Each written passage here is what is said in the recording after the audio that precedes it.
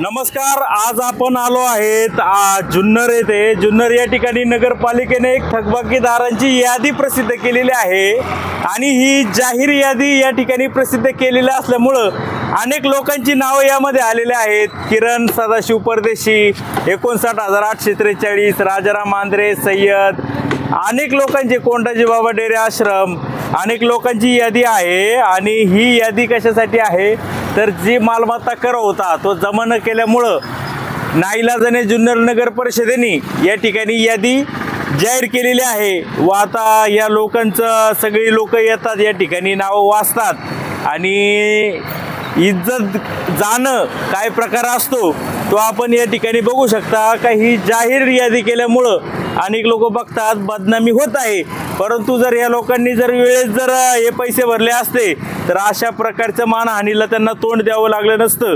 नगर परिषदेने आतापर्यंतच्या इतिहासात मला नाही वाटत की अशा पद्धतीची यादी जाहीर केली आहे, परंतु आज प्रशासक असताना देखील अधिकाऱ्यांनी धारिष्ट दाखवून अशा प्रकारची यादी जाहीर केल्यामुळे जुन्नर शहरात मात्र खळबळ उडाली आहे।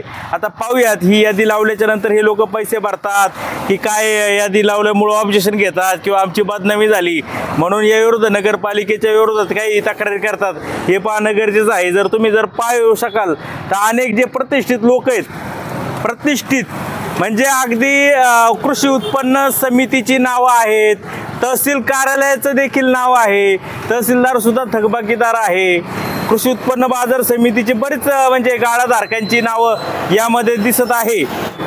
गट विकास अधिकाऱ्यांचं नाव आहे, भारत सरकारचं BSNL जे केंद्र आहे, आदिवासी शिक्षण संस्था आहे, त्यांची देखील इथं या ठिकाणी नावं आपल्याला पाहायला मिळत आहेत।